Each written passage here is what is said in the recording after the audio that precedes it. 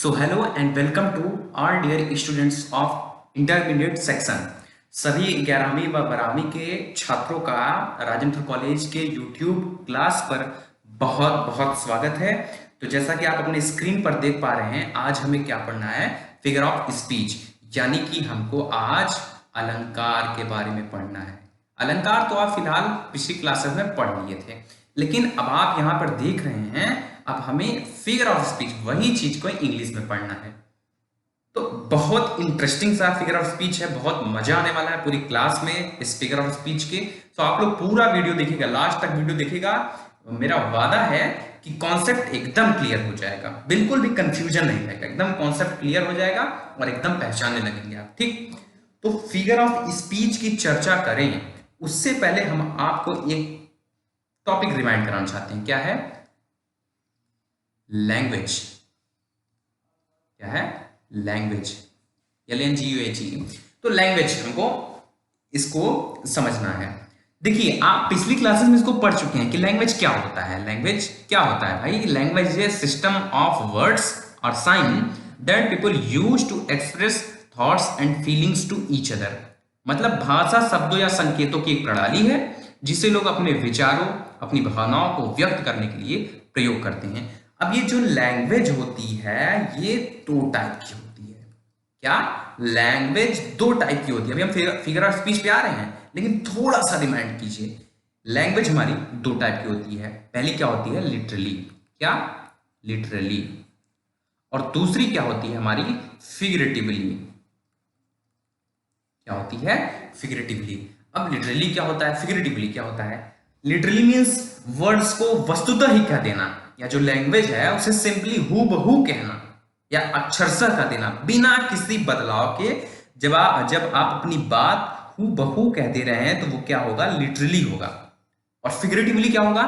मतलब अपनी भाषा को, अपनी बात को, अपनी भाषा को, अपनी बात को सिंपली ना कहकर जब सुंदर और व्यंजनापूर्ण रूप से कहा जाए तो वह फिगरेटिवली लैंग्वेज होगा। ठीक, बड़ा महत्व है फिगरेटिवली लैंग्वेज का। आपको एग्जांपल दे रहे हैं, जैसे हंसीएगा मत बैठे बैठे घर में। जैसे आप आजकल फेसबुक का बड़ा बढ़िया दौर है। ठीक, फेसबुक का बहुत बढ़िया दौर है।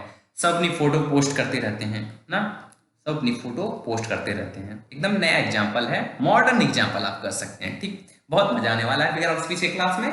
हम तो बहुत बहुत इंटरेस्टेड लग रहा है हमको, आपको भी इंटरेस्ट लगेगा। जैसे देखिए, फेसबुक पे कोई फोटो पोस्ट करता है। ठीक, देखिए लैंग्वेज में, भाषा में कितना अंतर हो सकता है यहां पे हम आपको समझा दे रहे हैं।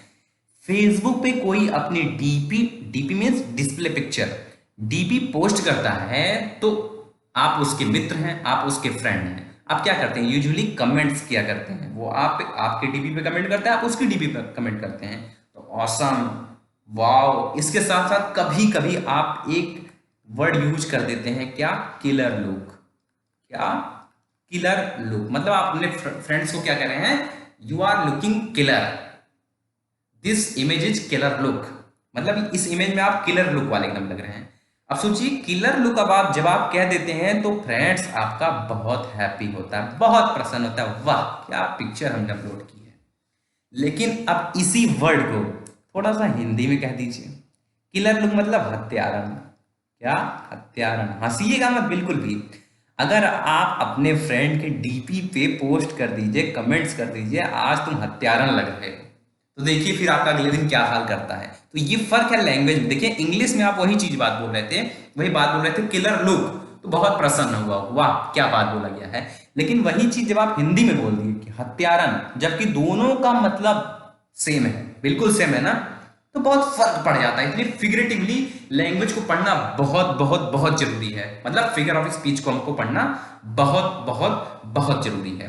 तो देखिए, फिगर ऑफ स्पीच की इंग्लिश डिफिनेशन तो अगले स्लाइड में मिलेगी, लेकिन यहाँ पे समझने के लिए थोड़ा सा हिंदी चर्चा करते हैं। किसका? फिगर ऑफ स्पीच का डिफिनेशन का।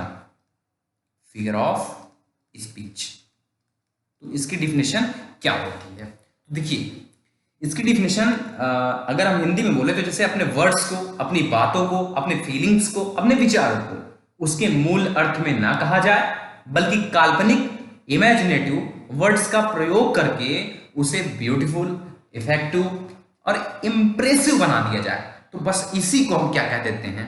फिगर ऑफ स्पीच कह देते हैं। मतलब एक सिंपल सी बात होगी, उसको तोड़ मरोड़ के एकदम सुंदर सा बना के प्रस्तुत कर दिया जाए। जैसे किसी मूवी में आप देखोगे बालों की तारीफ करनी थी, तो ये नहीं बोला कि बाल बहुत अच्छे हैं, तो पोएट वहां पे क्या यूज किया, चांदी जैसा रंग है तेरा सोने जैसे बाल। अब क्या उसके बाल गोल्डन कलर के हैं? बाल तो गोल्डन कलर के नहीं है ना, लेकिन फिर भी क्या वहां पे यूज हो गया ना, चांदी जैसा रंग है सोने जैसे बाल। तो ये क्या है? ये फिगरेटिवली लैंग्वेज है। क्या है? फिगरेटिवली लैंग्वेज है। अच्छा छोड़ो, एक एग्जांपल और देते हैं, मजेदार एग्जांपल देते हैं, मजा आ जाएगा एकदम से इस बार। जैसे कि आप अपने किसी रिलेटिव के घर जाएं। किसके घर जाएं? रिलेटिव के घर जाएं, और वो आपको टी तक ना, चाय पूछे ही ना, तो आप घर पर आके क्या कहोगे? अरे मारो, ऐसी जगह जाना बेकार था कि चाय तक नहीं पूछे गधे लोग, इनके यहाँ दूध भी नहीं आता है, ऐसी जगह जाना ही नहीं चाहिए। पर अगर यही बात किसी पोएट को कहनी हो, मान लो मुझे कहनी हो, ठीक, किसी पोएट को कहनी हो, तो वो किस तरीके से उस बात को कहेगा? एकदम ध्यान से सुनिए। वो बस दो पंक्ति का यूज करेगा। कैसे कहेगा? कि जग की सब संपत्ति मिले, सब साधन मिल जाए, और तुलसी वहां न जाइए जहां फुल कप मिले न चाहे। देखिए बात वही है, तुलसी वहां न जाइए जहां फुल कप मिले न चाहे, और आप क्या सीधे सिंपल सा बोल दिए थे, लेकिन वो फिगरेटिवली लैंग्वेज बोल रहा है। यही यही इंपॉर्टेंस है फिगर ऑफ स्पीच का। तो बहुत बहुत मजा आने वाला है, बहुत मजा आने वाला है। तो अगर इसकी डिफिनेशन को जैसा कि हमने तो अभी बताया कि अपने वर्ड्स को, अपनी बातों को, अपने फीलिंग्स को, अपने विचारों को उसके मूल अर्थ में ना कही जाए, बल्कि काल्पनिक इमेजिनेटिव वर्ड्स का प्रयोग करके उसे ब्यूटीफुल, इफेक्टिव और इंप्रेसिव बना दिया जाता है। तो यही क्या होता है? फिगर ऑफ स्पीच होता है। लेकिन अगर इसकी डिफिनेशन की बात करें एक पोएट के लैंग्वेज में, ठीक, मान लो हम अपनी लैंग्वेज में बात करते हैं, ठीक, तो अगर हमको बोलना होगा कि अच्छा 4 पंक्तियों में इसको बताइए कि फिगर ऑफ स्पीच क्या होता है, तो हम क्या कहेंगे? बस इतना हम कहेंगे कि सादी सादी बातों में एक रंग भरने के लिए, उदास नम लाइनों में उमंग भरने के लिए टीचर जिस टॉपिक को टीच करते हैं, इंग्लिश में उसे फिगर ऑफ स्पीच कहते हैं। क्या? सादी सादी बातों में एक रंग भरने के लिए, उदास नम लाइनों में उमंग भरने के लिए टीचर जिस टॉपिक को टीच करते हैं, इंग्लिश में उसे फिगर ऑफ स्पीच कहते हैं। तो ये थी क्या? डिफिनेशन फिगर ऑफ स्पीच की। तो आइए हम अब इसके वेरियस टाइप्स होते हैं, बहुत प्रकार के होते हैं, लेकिन जो इंटरमीडिएट पोर्शन है हमारा, क्या है? इंटरमीडिएट पोर्शन है हमारा 11वीं 12वीं में, हमें केवल 7 फिगर ऑफ स्पीच के बारे में पढ़ना है, 7। अब क्या क्या पढ़ना है चलिए देखते हैं। तो फिगर ऑफ स्पीच की डिफिनेशन क्या होती है? फिगर ऑफ स्पीच की डिफिनेशन क्या होती है? ए वर्ड और expression use not with its original meaning but in an imaginative way to make a special effect. मतलब अपने वर्ड्स को, अपनी बातों को, अपने फीलिंग्स को, अपने विचारों को उसके मूल अर्थ में ना कहा जाए, बल्कि काल्पनिक मीन्स इमेजिनेटिव वर्ड्स का प्रयोग करके उसे ब्यूटीफुल, इफेक्टिव और इंप्रेसिव बना दिया जाए, तो वही क्या कहलाता है? फिगर ऑफ स्पीच कहलाता है। हमने जैसे अभी हमने बताया कि इंटरमीडिएट के सेक्शन तक हम लोग कितने केवल फिगर ऑफ स्पीच पढ़ेंगे? 7 फिगर ऑफ स्पीच, जिसमें पहला हम क्या पढ़ेंगे? सिमिली, सेकंड मेटाफर, तीसरा पर्सोनिफिकेशन, फिर एपोस्ट्रोफी, फिर हाइपरबोल, फिर ऑक्सीमोरन, फिर ओनोमोटोपोइया। तो इतने प्रकार की हम फिगर ऑफ स्पीच अपने इस वीडियो लेक्चर में पढ़ने जा रहे हैं। तो आइए सबसे पहले हम क्या स्टार्ट करते हैं? सिमिली के बारे में कि व्हाट इज सिमिली। चलिए, तो सबसे पहले को क्या पढ़ना है? सिमिली पढ़ना है। तो सिमिली क्या होता है? सिमिली क्या होता है? जैसे देखिए यहाँ पे डिफिनेशन लिखा है, a simile is a figure of speech that makes comparison showing similarities between two different things। मतलब सिमिली क्या है? सिमिली बस क्या है? कंपैरिजन। क्या है? Comparison between two different things. मतलब दो लोगों के बीच में या दो वस्तुओं के बीच की तुलना है ये। सिमिलरली तुलना होती है, मतलब सिंपली तुलना होती है, इसमें तुलना होता है। देखिए जैसे यहाँ पे पहचान लिख दिए हैं, पहचान क्या लिखे हैं कि इसकी पहचान कैसे की जा सकती है? इसके सेंटेंसेस में सिमिली, जिसमें सिमिली यूज हुआ होता है, उस सेंटेंसेस में एज और लाइक जरूर यूज, इनमें से एक तो जरूर यूज हुआ होता है। ठीक, आइए एग्जाम्पल देखते हैं। जैसे पहला एग्जाम्पल क्या है हमारा? They fought like cats and dog, वो बिल्ली और कुत्तों की तरह लड़े। बताइए, वो बिल्ली उनके लड़ाई की तुलना, मान लीजिए कोई व्यक्ति होंगे, वो उनके लड़ाई की तुलना किससे की जा रही है? कैट से एंड डॉग से। बताइए, वो कुत्तों और बिल्ली की तरह लड़े, तो उनकी तुलना किससे की जा रही है? कैट एंड डॉग से। तो एकदम उसी की तरह लड़े हैं जैसे वो लड़ते हैं, तो तुलना उनकी कैट और डॉग से हो गई। अब देखिए, यहाँ पे पहचानने की योग्य बातें क्या है, यहाँ पे एक वर्ड लगा हुआ है, क्या? लाइक। और हमने अभी अभी बताया, पहचान की एज या लाइक में से कोई ना कोई एक वर्ड जरूर यूज हुआ होगा। वो किसकी तरह लड़े? कैट और डॉग की तरह। उनकी तुलना कैट और डॉग से हुई, मतलब कंपेरिजन हुआ कि नहीं हुआ ना? तो ऐसे चलिए, जैसे the glow of his face as bright as sunshine. उसके फेस का जो ग्लो था किसकी तरह ब्राइट था? सनशाइन की तरह ब्राइट था, सनशाइन। तो उसके ग्लो का कंपैरिजन, उसके चेहरे के ग्लो का कंपैरिजन किससे हो रहा है? सनशाइन। इतना बताइए, इतना चमकदार है वो कि सूर्य की चमक एकदम और उनकी चमक बराबर है। तो इनके चमक की तुलना किससे हो रही है? सनशाइन से हो रही है। तो यहाँ पे भी क्या कंपैरिजन, तुलना हो रही है ना, कंपैरिजन यहां भी हो रहा है, यहां भी कंपैरिजन हो रहा है। ठीक, तो ये क्या होगा? सिमिली होगा। ऐसे ही थर्ड हमारा क्या है? It dropped as the gentle rain from heaven. ये जानते हैं, ये एक लाइन हमने एक्सट्रैक्ट किया है। ठीक, क्या हमने एक लाइन लिया है, कहां से? मर्सी एक चैप्टर है आपका पोएट्री का, मर्सी एक चैप्टर है। आपको अगर हम लाइन सुनाना चाहें तो ये उसका बस फर्स्ट स्टैंजा में से हमने एक लाइन लिया है। फर्स्ट स्टैंजा अगर हम आपको सुनाना चाहें, भी आपको पढ़ाया जाएगा, वो क्या है कि the quality of mercy is not strained, it dropped as the gentle rain from heaven upon the place beneath, it is twice blessed, it blessed him that gives and him that takes. Merchant of Venice से लिया गया है। तो देखिए, एक line केवल हम आपके लिए लाए हैं कि समझ जाइए आप इस लाइन के थ्रू। ठीक, it drops as a gentle rain from heaven. इसका हिंदी अर्थ है कि यह हल्की बारिश की तरह जो आकाश से पृथ्वी पर गिरती है। कौन? दया। दया हल्की बारिश की तरह आकाश से पृथ्वी पर गिरती है।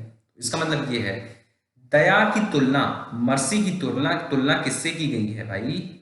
मर्सी की तुलना आपके बारिश की बूंदों से की गई है, जो कि ऊपर से आकाश से जमीन पर, धरा पर गिरती है। ठीक, तो ये क्या था हमारा कि मर्सी कंपैरिजन हुआ किससे? रेन से। ठीक, जेंटल रेन समझ लीजिए उतना। तो पूरा मिला के आप इतना समझिए, simile means comparison between two different things. ठीक, अब चलिए हम सेकंड देखते हैं। तो अब हमें सेकंड पढ़ना है। क्या पढ़ना है? सेकंड पढ़ना है, मेटाफर। क्या है? मेटाफर। चलिए, तो मेटाफर क्या होता है भाई? ए मेटाफर, देखिए यहाँ पे डिफिनेशन में लिख दिया है, a metaphor is a figure of speech that makes a hidden comparison. ध्यान दीजिएगा, hidden comparison between two things by directly relating one thing to another thing. ये बाय बना लीजिएगा। ठीक, ये बाय है, by directly relating one thing to another thing. अगर हम एकदम सिंपलेस्ट लैंग्वेज बोलें तो इसको बस ऐसा समझिए कि सिमली का चचेरा भाई है। क्या है? सिमली का चचेरा भाई समझिए इसको। ठीक, चचेरा भाई। जैसे आप कभी कभी आप टीचर्स का, जो ऑलमोस्ट टीचर्स होते हैं, वो क्लास में एक डायलॉग का बहुत यूज करते हैं। क्या? कि क्लासरूम नहीं, खाला जी का घर बना रखे हो। क्लासरूम नहीं, खाला जी का घर बना रखे हो। अब देखिए, क्लासरूम की तुलना किससे कर रहे हैं? खाला जी के घर से। लेकिन केवल तुलना नहीं कर रहे हैं, खाला जी का घर ही कह दिए हैं। खाला जी का घर कह दिए हैं। क्या हुआ? जैसे क्लासरूम था, ये क्लासरूम। ठीक, अब इसको खाला जी का घर ही कह दिए, खाला जी का घर। यानी कि ये खाला जी के घर जैसा नहीं है, खाला जी का ही घर बना दिए। अब जैसे, अच्छा एक वर्ड और देख रहे हैं, जैसे हमारे पास है कि राम, आप जैसे अगर हम सिमली के थ्रू बात करते हैं तो हम ये बोल सकते हैं कि राम शेर जैसा है। क्या है? राम शेर जैसा है। लेकिन अगर हम मेटाफर के लिए यूज करें इसको, तो ये क्या, यहां पे क्या हो जाएगा? राम शेर है। अरे वो शेर है, बोलते हैं ना, वो शेर है तो उनके सामने वो सवा शेर है। तो क्या शेर है तो क्या जानवर होगा क्या? नहीं। आप शेर जैसा तुलना नहीं कर रहे हो, आप वही चीज उनको बना दिए हो। तो जब वही चीज किसी दूसरे को तुलना ना की जाए बल्कि बना दी जाए, वहां पे हिडन कंपैरिजन हुआ ना, तो बस इसी को हम क्या कहते हैं, मेटाफर कहते हैं, रूपक अलंकार कहते हैं। जैसे एग्जाम्पल देखते हैं। एग्जाम्पल पहला हमारा है कि योर ब्रेन इज कंप्यूटर। भाई किसी का दिमाग अच्छा होता है, किसी का बहुत अच्छा होता है, किसी का और ज्यादा अच्छा होता है। लेकिन मान लीजिए कोई है उसका ब्रेन बहुत अच्छा है, तो कोई उससे बोल दिया कि your brain is a computer, तुम्हारा ब्रेन एकदम संगणक है, कंप्यूटर है, तो क्या उसका ब्रेन कंप्यूटर का हो गया, कंप्यूटर हो गया? नहीं, कंप्यूटर नहीं है। यहां पे क्या है, एक हिडन कंपैरिजन हो रहा है। ठीक, हिडन कंपैरिजन हो रहा है कि एक चीज को दूसरी चीज कह दे रहे हैं, एक चीज को दूसरी चीज कह दे रहे हैं, ना कि उससे तुलना कर रहे हैं। ठीक, ऐसे you have a golden heart, मतलब आप तो, आपका दिल तो सोने का एकदम, उनका रियलिटी में उनका सोने का होता है नहीं, उनका हार्ट बहुत अच्छा है, बहुत दयालु है। तो यहाँ पे भाव आ जा रहा है। ठीक, अब सोने का है नहीं, लेकिन कह दिए हैं, मतलब एक चीज को दूसरे से तुलना ना की जाए। एक चीज को, जैसे ये देखिए, एक चीज को दूसरी चीज से तुलना ना की जाए, बल्कि एक चीज को ही दूसरा चीज कह दिया जाए। हाँ, बस ये है, राम शेर जैसा नहीं है, राम शेर है। लगभग कुछ समझ रहे होंगे। ऐसे camel, camel is sleep of desert, रेगिस्तान का जहाज ऊंट। अब जहाज, ऊंट तो जहाज होता नहीं है, लेकिन हमने क्या कह दिया कि जो ऊंट होता है वो रेगिस्तान का जहाज होता है। तो क्या मतलब उस एरिया में वो एक जहाज की तरह वर्क करता है, मतलब वो बहुत इंपॉर्टेंस रखता है कैमल रेगिस्तान में। ठीक, तो एक चीज की, कैमल की, जो कैमल है उसकी तुलना नहीं की गई शिप से, बल्कि शिप ही कह दिए। इस पे ध्यान दीजिएगा कि इसमें क्या होता है कि कंपैरिजन, हिडन कंपैरिजन होता है। ठीक, इसमें क्या होता है, हिडन कंपैरिजन होता है, हिडन कंपैरिजन। दिखेगा नहीं कि कंपैरिजन हो रहा है, राम शेर है, ये हिडन कंपैरिजन है। ठीक, तो a metaphor is a figure of speech that makes an hidden comparison between two things by directly relating one thing to another thing। तो अब हमें थर्ड क्या पढ़ना है, पर्सोनिफिकेशन। क्या पढ़ना है, पर्सोनिफिकेशन। पर्सोनिफिकेशन क्या होता है, देखिए डेफिनेशन इसकी। Personification is a figure of speech which gives life, which gives life to inanimate objects और मेक्स एनिमल्स ह्यूमन। मतलब क्या, मतलब कि पर्सोनिफिकेशन, इससे हमें क्या होता है कि इसमें जानते हैं, इसमें मृत वस्तुओं को जीवित अथवा पशुओं को इंसानी रूप में प्रदर्शित किया जाता है। मृत को जीवित, क्या, मृत को जीवित,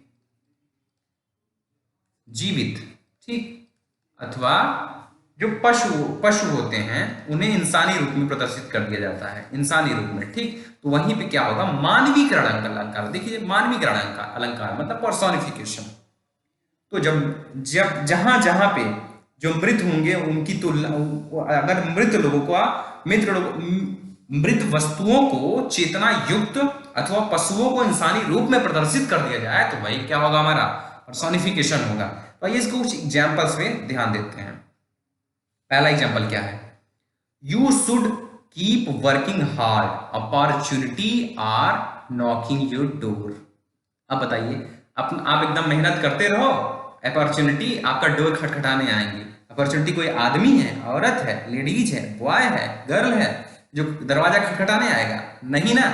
लेकिन अपॉर्चुनिटी को कैसे दर्शाया गया कि दरवाजा खटखटाने, मतलब इसको वो काम कहा जा रहा है जो इंसान वगैरह करते हैं, जीवित प्राणी करते हैं, जीवित प्राणी करते हैं। क्या अपॉर्चुनिटी जीवित प्राणी है क्या? नहीं, अपॉर्चुनिटी जीवित प्राणी तो है नहीं, लेकिन कैसे कैसे यहाँ पे व्यक्त किया जा रहा है, प्रदर्शित किया जा रहा है, इंसान जो काम इंसान कर रहे हैं। यहाँ पे मानवीकरण हो रहा है ना, ध्यान से देखिए, मानवीकरण हो रहा है ना।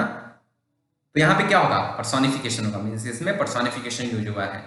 अब the moon smiled upon the river, चंद्रमा नदी पर हंसते हुए, वहां पे बोलने की बात हुई थी, लेकिन यहाँ चंद्रमा नदी पर हंसा। अब बताइए, चंद्रमा इंसान है? चंद्रमा क्या इंसान है या जीवित प्राणी है? नहीं है ना। लेकिन वो काम किसके कर रहा है, हंसना काम किसका है? हंसना भाई, लॉफिंग करना तो ह्यूमन बीइंग का काम है ना। लेकिन ये तो चंद्रमा किसका काम कर रहा है? ह्यूमन बीइंग का कर रहा है ना। चंद्रमा ह्यूमन बीइंग का वर्क कर रहा है। तो यहाँ पे मानवीकरण अलंकार यानी कि पर्सोनिफिकेशन होगा। ऐसे ही सिमिलरली डेथ, क्या, death lays its icy hand on king, death lays its icy hand on king, मतलब कि मृत्यु राजा पर अपने बर्फीले हाथ से वार करती है, मृत्यु राजा पर अपने बर्फीले हाथ से वार करती है। अब बताइए मृत्यु ये कोई लिविंग थिंग है नहीं है ना, लेकिन बर्फीले हाथ से वार करना किसका काम है, किसका काम है भाई, बर्फीले हाथ से वार करना, से वार करना, ये तो एक लिविंग थिंग का, जीवित प्राणियों का काम है ना। तो यहाँ पे देखिए ऐसा वर्क, देखिए मृत्यु लिविंग थिंग नहीं है, लेकिन उस किस तरह प्रदर्शित किया जा रहा है उसका वर्क, एज ए, जैसे कि कोई जीवित प्राणी करते हो, तो यहाँ पे क्या होगा, पर्सोनिफिकेशन होगा, क्या होगा, पर्सोनिफिकेशन होगा। तो हम नेक्स्ट पढ़ते हैं जो कि चौथा हमारा एपोस्ट्रॉफी। ठीक, अब ये क्या होता है, इसमें क्या मामला है, तो देखिए in this figure of speech dead person और लाइफलेस थिंग्स और आइडिया और quality is directly addressed as if it is alive और प्रेजेंट, मतलब इसमें डेड वगैरह चीजें को, डेड, लाइफलेस, इन सबको आइडिया, विचार जो है, क्वालिटी, गुण जो है, इनको ऐसे रिप्रेजेंट किया जाता है, ऐसे एड्रेस किया जाता है, ऐसे संबोधित किया जाता है कि जैसे वो जीवित और उपस्थित हैं। इसको आप एग्जाम्पल से हम क्लियर करते हैं। देखिए और एक बात, इंपॉर्टेंट बात जान लीजिए कि जब एक्सक्लेमेशन मार्क लगा रहेगा, ठीक, एक्सक्लेमेशन मार्क लगा रहेगा, तो ये वाला मार्क, ठीक, तो आप पहले से ही जान जाइएगा वहां पे क्या होगा, एपोस्ट्रॉफी होगा, ठीक, एपोस्ट्रॉफी होगा, ऐसे सेंटेंसेस में लगा रहता है ये। चलिए समझते हैं। तो पहला एग्जांपल क्या है हमारा, ओ कैप्टन, क्या है, O captain our fearful trip is done. अब देखिए, अब ये जो पोयम है, ये वाली पोयम, ये अब्राहम लिंकन के लिए पोएट ने लिखा था। और कब लिखा था, कि जब अब्राहम लिंकन इस दुनिया में नहीं थे, खत्म हो चुके थे, मतलब उनकी मृत्यु हो चुकी थी। और कप्तान किसको कहा गया है, ओ कैप्टन, कप्तान किसको कहा गया है, अब्राहम लिंकन को कहा गया है। ठीक, तो ऐसे यहाँ पे संबोधित किया जा रहा है कप्तान यानी कि अब्राहम लिंकन को संबोधित किया जा रहा है, कि जो कि मर चुके हैं, उनके मरने के बाद ये पोयम लिखी गई थी। तो ऐसे संबोधित किया जा रहा है कि जैसे कि लेखक की बात को अब्राहम लिंकन सुन रहे हैं कि हे कप्तान, हमारी भयानक यात्रा समाप्त होती है, हमारी भयानक यात्रा समाप्त हुई। तो ऐसे संबोधित कर रहे हैं जैसे अब्राहम लिंकन बगल में कुर्सी पे चेयर लगा के चाय पीते हुए इनकी बात को सुन रहे हैं, लेकिन ऐसी बात तो है नहीं कि वो उनकी बात को सुन रहे हों। ठीक, जैसे दूसरा एग्जाम्पल हम देखते हैं कि एक्सल्ट और सोर्स रिंगो बेल्स, घंटियां तुम खूब बजो। आपके घंटी जो है वो इनकी बात को सुन रही है कि तुम बजो, नहीं बजो, तो कोई उनकी बात को सुन नहीं रहा है, लेकिन ऐसे एड्रेस किया जा रहा है कि जैसे वो जीवित हैं, जैसे वो उनके सामने उपस्थित हैं ना। तो रिंगो बेल, घंटी तुम खूब बजो, उनकी बात को सुन थोड़ी रहा, लेकिन ऐसे एड्रेस किया जा रहा है कि जैसे वो जीवित चीज हो। तो यहाँ पे क्या होगा, एपोस्ट्रॉफी होगा, क्या होगा, एपोस्ट्रॉफी होगा। इसको ध्यान दीजिएगा। अब जैसे ये भी एक पोएम ही है, O world O life O time. देखिए ये विस्मयादि चिन्ह लगा हुआ है, ठीक, O world O life O time on whose last step I climb, O world O life O time on whose last step I climb, मतलब हे संसार, हे जीवन, हे समय, मैं जिसके अंतिम सीढ़ियों पर खड़ा हूं। अब बताइए क्या संसार, जीवन और समय उस पोएट की बातों को सुन रहा है? नहीं सुन रहा है, लेकिन एड्रेस कैसे कर रहा है, जैसे कि वो जीवित हो और उसके सम्मुख उपस्थित हो। यहाँ पे क्या होगा, हमारा एपोस्ट्रॉफी होगा, क्या होगा, एपोस्ट्रॉफी होगा। तो इसको उम्मीद है कि समझ गए होंगे। अब हम पांचवें फिगर ऑफ स्पीच की चर्चा करते हैं, वो क्या, हाइपरबोल, यानी कि अतिशयोक्ति अलंकार। अब ये क्या होता है, in hyperbole a statement is made emphatic by overstatement, यानी कि हाइपरबोल में क्या होता है कि हाइपरबोल में एक कथन को बहुत बढ़ा चढ़ाकर या घटाकर प्रभावी बनाया जा सकता है। कोई स्टेटमेंट होगा, बहुत बढ़ा चढ़ा के बोलोगे, बस अब अगले दिन हम फॉर्च्यूनर निकलवा रहे हैं और सांसदीय के इलेक्शन में आएंगे, मतलब बहुत बढ़ा चढ़ा के बात अपनी जब प्रस्तुत की जाए तो वहां पे क्या होगा, हाइपरबोल। एज ए सेंटेंस में आप बोल सकते हो, अपनी हम लोग की भाषा में हाइपरबोल मतलब ये समझो बहुत फेंक, जो बहुत ज्यादा फेंकते हैं ना, वो हाइपरबोल ही होता है। अतिशयोक्ति अलंकार, जो बहुत ज्यादा भौकाल, भौकाल और समझ सकते हो, मतलब जो भौकाल अपना टाइट हमेशा किए रहे, फेंकते रहे, बड़ी बड़ी बातें करते रहे, वहां पे क्या होगा, हाइपरबोल होगा, अतिशयोक्ति अलंकार होगा। ठीक, तो चलिए आइए कुछ एग्जांपल्स देखते हैं। जैसे पहला हमारा एग्जांपल है, river of blood flowed in the battle, मतलब युद्ध में खून की नदियां बह गई। वैसा तो है नहीं कि खून की नदियां बह जाएंगी ना, लेकिन अपनी बातों को बढ़ा चढ़ा के प्रस्तुत किया गया। क्या, बढ़ा चढ़ा के प्रस्तुत किया जाता है। तो यहाँ पे क्या होगा, हाइपरबोल होगा। क्या होगा, हाइपरबोल होगा। सिमिलरली जैसे I am tired I could sleep a year, भैया तुम कुंभकर्ण हो गए हो, कुंभकर्ण हो गए हो कि तुम एक साल तक सो लोगे। ऐसा तो है नहीं कि एक साल तक कोई सो लेगा, इतना कोई थक जाता है ना। तो यहाँ पे अपनी बातों को बढ़ा चढ़ा के प्रस्तुत किया जा रहा है, तो यहाँ पे क्या होगा, हाइपरबोल होगा। ऐसे ही my brother is taller than the Qutub Minar, अब भाई तुम्हारा भाई लंबा होगा, इसका मतलब ये नहीं तुम कुतुब मीनार की बेइज्जती करने लगो ना। तो यहाँ पे क्या होगा, यहाँ पे भी हाइपरबोल होगा। क्या होगा, हाइपरबोल होगा। तो इसको भी जानते रहिएगा। तो हमें नेक्स्ट क्या पढ़ना है, छठवां पढ़ना है। क्या है, ऑक्सीमोरॉन, मतलब विरोधाभास अलंकार। ये क्या होता है, it is used as when two terms are combined that in ordinary uses are contradictory, मतलब कि इस अलंकार में क्या होता है कि इसका उपयोग दो विरोधी अर्थ वाले शब्दों को जोड़ने के लिए किया जाता है। क्या, इसका उपयोग उपयोग दो विरोधी विरोधी अर्थ वाले शब्दों को जोड़ने में किया जाता है। अर्थ वाले शब्दों को जोड़ने में किया जाता है, जोड़ने में किया जाता है। एग्जाम्पल देखेंगे आप समझ जाएंगे ना। देखिए पहला एग्जाम्पल क्या है हमारा, यहाँ पे पहला example, it is an open secret. अच्छा, तो ये सीक्रेट भी है और ओपन भी है, वाह वाह क्या बात है। देखिए ये दोनों कॉन्ट्राडिक्टरी वर्ड है। क्या है, कॉन्ट्राडिक्टरी वर्ड है। विरोध, सीक्रेट और ओपन दोनों एक दूसरे की क्या है, विरोध में बातें कर, विरोध है। लेकिन यहाँ पे दोनों चीजों को एक साथ ले आया गया है। ये एक ओपन सीक्रेट है। देखिए अब दूसरा जैसे है, life is bitter sweet. Bitter मतलब क्या होता है, कड़वा ना, और स्वीट मतलब क्या होता है, मीठा। जीवन कड़वा में मतलब कि बिटर स्वीट है। ये दोनों एक दूसरे की क्या है, विरोध वाले वर्ड है ना। तो यहाँ पे बिटर और स्वीट जो दोनों कंट्राडिक्टरी वर्ड एक साथ यूज हो रहे हैं, तो यहाँ पे कौन सा अलंकार होगा, ऑक्सीमोरॉन होगा। क्या होगा, ऑक्सीमोरॉन होगा। ठीक, अब जैसे थर्ड वाला एग्जांपल देख लेते हैं।